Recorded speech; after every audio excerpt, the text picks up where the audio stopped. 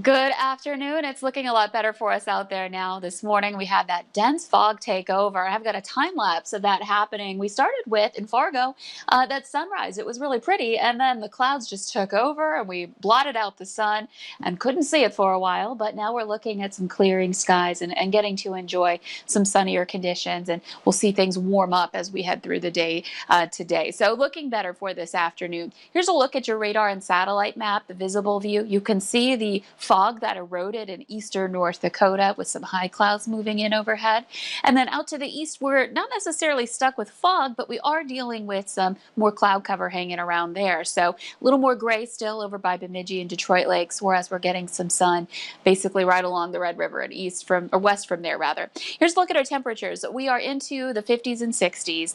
The fog, the clouds are really hampering our temperature rise through the noon hour. It's 63 degrees now though in Fargo and 53 in Grand Forks.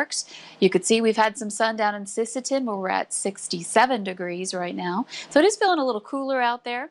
Our wind is turning southerly, and that will eventually pick up heading into this evening ahead of our next chance for some rain. So let's take a look at our hour by hour planner. As we work our way through the afternoon, you could see more of those clouds kind of disappear, and we end up with plenty of sunshine for many places in the valley. Still kind of stuck with some clouds in the east, but I'm hoping there'll be some breaks in between so you'll get some sun shining through, and temperatures will be into the mid 60s east to some mid 70s out west for today. So all in all, a pleasant afternoon coming up, and that will continue into the evening. But around 8 o'clock, we're looking at those winds starting to increase. We're seeing them really get going into the late night hours tonight, some gusts potentially above 30.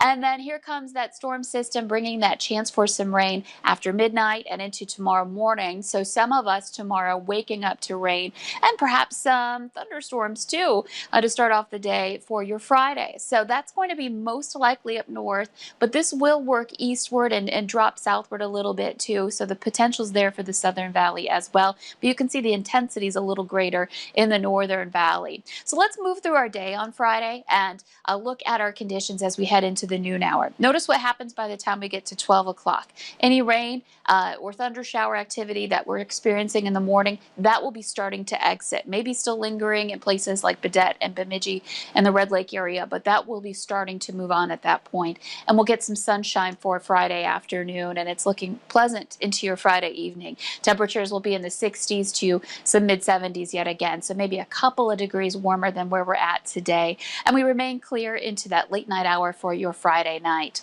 And that's great to be able to get some sunshine in there because we've got some great fall colors that have really shown this year. We're looking at some really orange and yellow trees there in Cavalier County. Thanks, Jeffrey, for sharing your photo.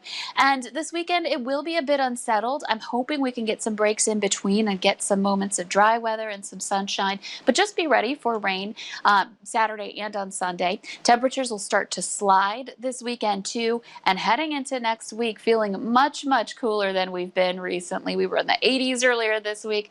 We're only going to top off in the 50s as we're winding down September, heading into Tuesday and Wednesday. So the weather actually looks pretty nice for today. I see those 70s. I'm pretty excited about those, but hopefully no lower than that anytime soon. Thanks again, Lisa.